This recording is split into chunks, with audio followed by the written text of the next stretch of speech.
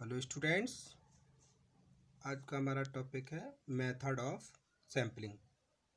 निदर्शन या प्रतिचयन की रीतियाँ। देखिए, सैम्पलिंग की विभिन्न मेथड्स हैं जिसको हमने 2 कैटेगरी में डिवाइड किया है। जैसे ए पॉइंट पे रखा है हमने रैंडम सैम्पलिंग और बी पॉइंट पे रखा है नॉन रैंडम सैम्पलिंग। तो रैंडम सैम्पलिंग का मतलब होता है दैव निदर्शन। इसको हम संभावना निदर्शन भी कहते हैं। और दूसरा है हमारा नॉन रैंडम सैम्पलिंग, जिसको अदैव निदर्शन या गैर निदर्शन के नाम से भी जाना जाता है। अब हम देखेंगे रैंडम सैम्पलिंग में कौन कौन से सैम्पलिंग मेथड अप्लाई करते हैं। जैसे फर्स्ट है सिंपल रैंडम सैम्पलिंग, सेकंड में दे रखा है restricted random sampling. Simple random sampling सरल दैव निदर्शन होता है और रेस्ट्रिक्टेड रैंडम सैम्पलिंग प्रतिबंधित या सीमित दैव निदर्शन होता है। अब जो रेस्ट्रिक्टेड रैंडम सैम्पलिंग है उसमें अनेक मेथड्स यूज़ करते हैं। जैसे स्ट्रेटिफाइड रैंडम सैम्पलिंग, इसको हम स्तरीकृत दैव या यदर्छ प्रतिचयन, प्रतिदर्श निदर्शन आदि कहते हैं। इसमें 2 नंबर की है सिस्टमेटिक रैंडम सैम्पलिंग और इंटरवल सैम्पलिंग। इसको हम व्यवस्थित दैव निदर्शन या अंतराल निदर्शन कहते हैं। 3rd नंबर की है मल्टी स्टेज रैंडम सैम्पलिंग, बहुस्तरीय दैव निदर्शन। एंड 4th है क्लस्टर सैम्पलिंग, समूह निदर्शन।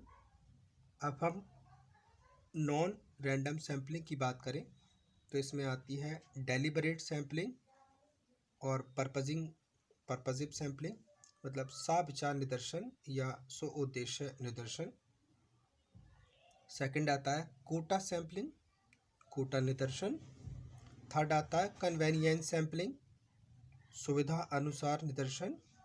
एंड 4th आता है एक्सटेंसिव सैम्पलिंग, विस्तृत निदर्शन। तो हम इसे आगे ब्रीफ में डिस्कस करते हैं।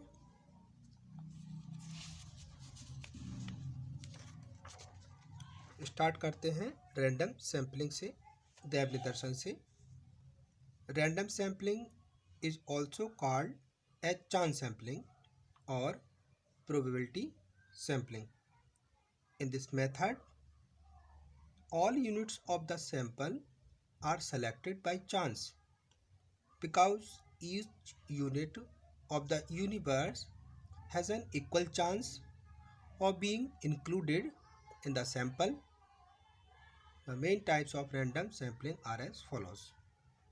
रैंडम सैम्पलिंग, जिसको हम दैव निदर्शन या इसको हम अवसर सैम्पलिंग मतलब चांस सैम्पलिंग या संभावित निदर्शन भी कहते हैं। इन दिस मैटर मतलब निदर्शन की इस रीति में सैंपल में आने वाली सभी यूनिट को इंसिडेंस सेलेक्टेड कर ली जाती हैं, क्योंकि यूनिवर्स की प्रत्येक इकाई को सैंपल में आने के समान अपॉर्चुनिटी अवेलेबल होती है। और इसकी रैंडम सैम्पलिंग की कुछ मेथड्स हैं, उसको हम अंडरस्टूड करेंगे।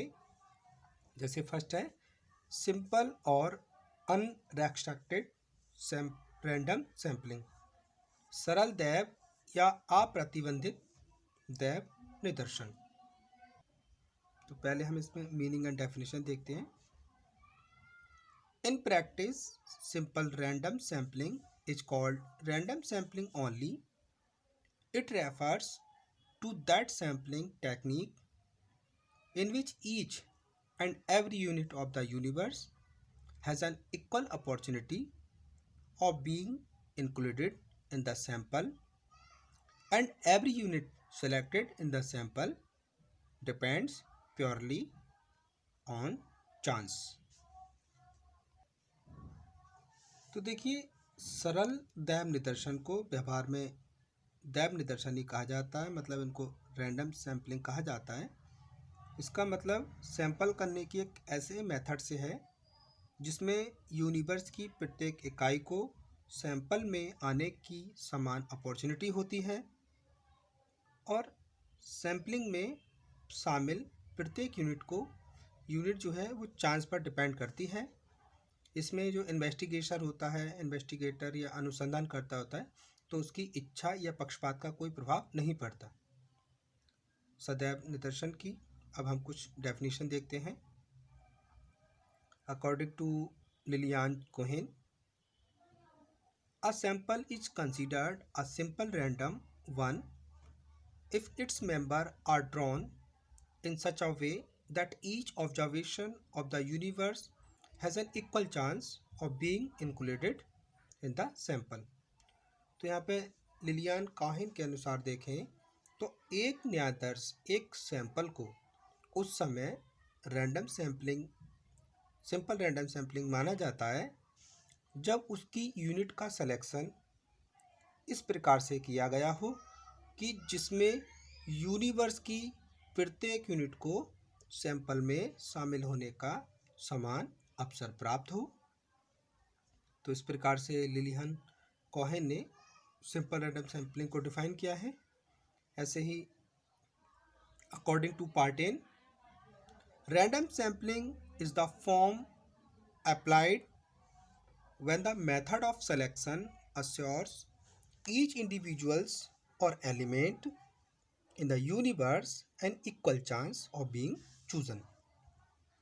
पार्टिन के अनुसार दैवन्यादर्श एक ऐसा रूप है जिसको चुनने की विधि के रूप में प्रयोग करने से ये निश्चित हो जाता है कि समग्र की प्रत्येक इकाई या तथ्य के चुने जाने का समान अवसर प्राप्त है।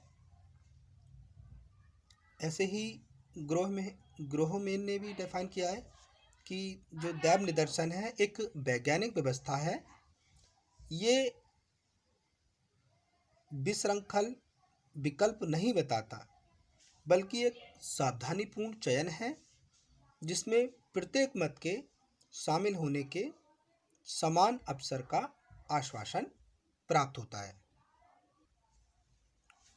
आगे देखते हैं इसमें।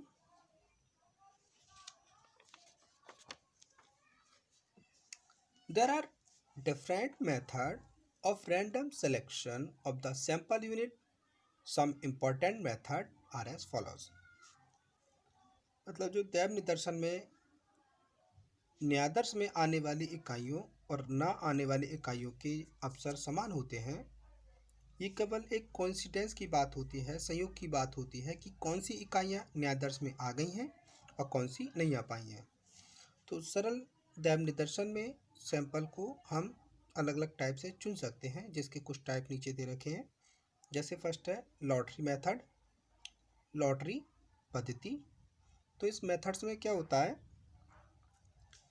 कि इस रीति में क्या करते हैं, समग्र की सभी इकाइयों की पर्चियां बनाकर या गोलियां बनाकर किसी कंटेनर में डाल दी जाती हैं और उसमें एक निष्पक्ष व्यक्ति या व्यक्तियों द्वारा उतनी ही पर्चियां या गोलियां निकाल ली जाती हैं जितनी कि हमें सैंपल में इंक्लूड करनी है। तो इस मेथड में विश्वसनीयता भी आवश्यक है। जैसे आप जो पर्चियां उसमें डाली जाएंगी कंटेनर में, तो जो सारी पर्चियां हैं या गोलियां हैं सेम साइज की होनी चाहिए, उनका जो कलर है वो सेम हो। पर्चियां या गोलियां निकालने से पहले अच्छी तरह उनको मिक्स कर लेना चाहिए। निकालने का जो कार्य है वो एक निष्पक्ष व्यक्ति द्वारा कराया जाए। जैसे सपोज दैट हम मानते हैं कि हमें एक कॉलेज में 3000 कैंडिडेट स्टूडेंट्स हैं, 3000 विद्यार्थी हैं और हमें उनमें से 100 स्टूडेंट का सैंपल लेना है। तो 3000 पर्चियाँ बनाई जाएंगी जिन पर हम 1 2 3 करके ऐसे 3000 तक काउंटिंग लिख देंगे और उनमें से हम 100 कोई सी भी 100 पर्चियाँ निकाल कर सैंपल बना लिया जाएगा। तो इस टाइप की जो मेथड होता है वो हमारा लॉटरी मेथड कहलाता है। तो आप यहाँ समझ सकते हैं कि यहाँ पर जो 3000 स्टूडेंट हैं उनमें से किसी का मतलब सभी की संभावना होती है सभी के नंबर आने की, और जो हम 100 पर्चियाँ यहाँ कलेक्ट करेंगे तो उन 100 पर्चियों में किसी का भी नंबर आ सकता है। तो यहाँ हम देख सकते हैं कि लॉटरी मेथड में सभी के आने की संभावना होती है। तो इस विधि में हम कुछ स्टेप फॉलो कर सकते हैं। जैसे फर्स्ट स्टेप में क्या करें, हम अपने सैंपल का स्ट्रक्चर बनाएंगे। जैसे हमने यहाँ पे स्ट्रक्चर बनाया कि हमें 3000 स्टूडेंट्स में से 100 स्टूडेंट का सिलेक्शन करना है, इसमें से 100 इकाइयाँ चुननी है। जैसे तो हम क्या करेंगे, पहले हम जो स्टूडेंट्स हैं उनकी एक लिस्ट प्रिपेयर कर लेंगे। फिर उस लिस्ट को किसी अल्फ़ाबेटिक ऑर्डर में या किसी और सीक्वेंस में उसको रखना होता है। फिर हम क्या करते हैं, उस जो हमने सीक्वेंस बनाया है उस स्ट्रक्चर के अकॉर्डिंग लिस्ट में जो कागज़ के छोटे छोटे टुकड़े हैं उन पर उनका नेम या नंबर या अल्फ़ाबेटिक ऑर्डर लिख लेते हैं और उसे किसी कंटेनर में डालकर अच्छे से मिला देते हैं। जब अच्छे से मिल जाते हैं उसके बाद 1 बाय 1 किसी निष्पक्ष व्यक्ति से उन पर्चियों को निकालना होता है। और ये प्रोसेस तब तक चलती रहती है जब तक हम वांछित संख्या तक ना पहुंच जाएं। वांछित संख्या का मतलब हमने यहाँ पे 3000 स्टूडेंट में से 100 स्टूडेंट के लिए सैंपल निकालना है। तो एक एक करके जब तक 100 पर्चियाँ नहीं निकल जाएंगी तब तक हम इस प्रक्रिया को चलाते रहते हैं। तो हमने देखा इसमें कि जो हमारी simple and unrestricted random sampling है उसमें हम लॉटरी मेथड को भी फॉलो कर सकते हैं। और इसके बाद आगे की जो मेथड्स हैं उसको हम नेक्स्ट वीडियो में कंप्लीट करेंगे। तो आज के लिए इतना ही। Thank you very much students.